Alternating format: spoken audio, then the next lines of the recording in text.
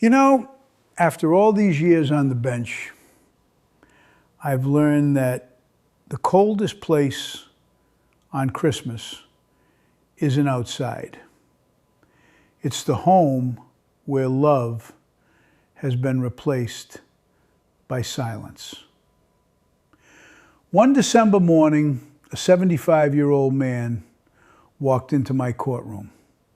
His name was John. His suit was clean. His shoes were polished. But in his hands, he held a small, wrapped Christmas gift. He had received a citation for refusing to leave a shopping mall after closing time. I looked at him and gently asked, "Mr. John, why were you still there?" He smiled. I was waiting for my family. The courtroom became silent. I asked, "Were they shopping?" He slowly shook his head. "No. They were having our annual Christmas dinner." The room froze. I frowned. "Then why weren't you with them?" John looked at the floor, then quietly said, "I wasn't invited."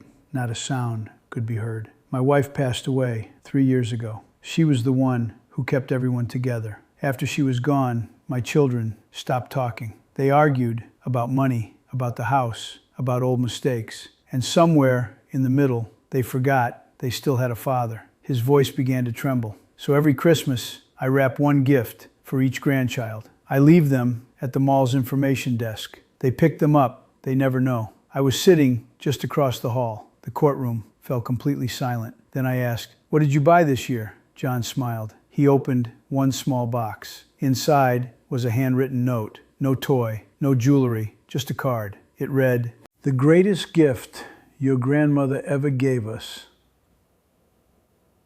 was each other. Please don't lose that gift." Tears filled every eye in the courtroom.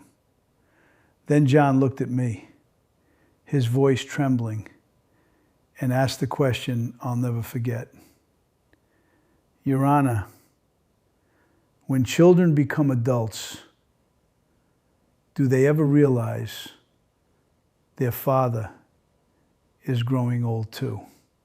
Before I could answer, the courtroom doors opened. A young woman ran inside.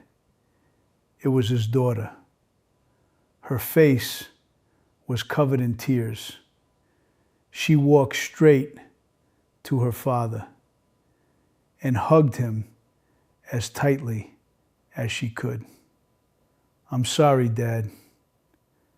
I found your Christmas cards in the gifts. I finally understood what Mom was trying to teach us." Moments later, his 2 sons walked in. Neither one could hold back their tears. The oldest son whispered, "We spent 3 years fighting over what you were going to leave us. We forgot you were still here."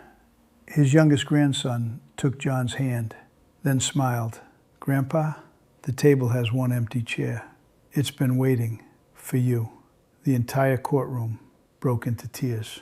I dismissed the citation, then quietly said, "Families don't fall apart in one day, but they can begin to heal with one hug."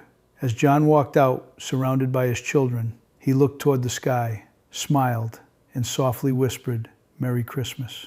We did it, sweetheart. Because after all these years on the bench, I've learned the greatest Christmas gift isn't the one under the tree. It's the family that gathers around it. Before I leave you today, if there's someone you've been meaning to forgive, don't wait for another Christmas. Sometimes one phone call can bring a family back together.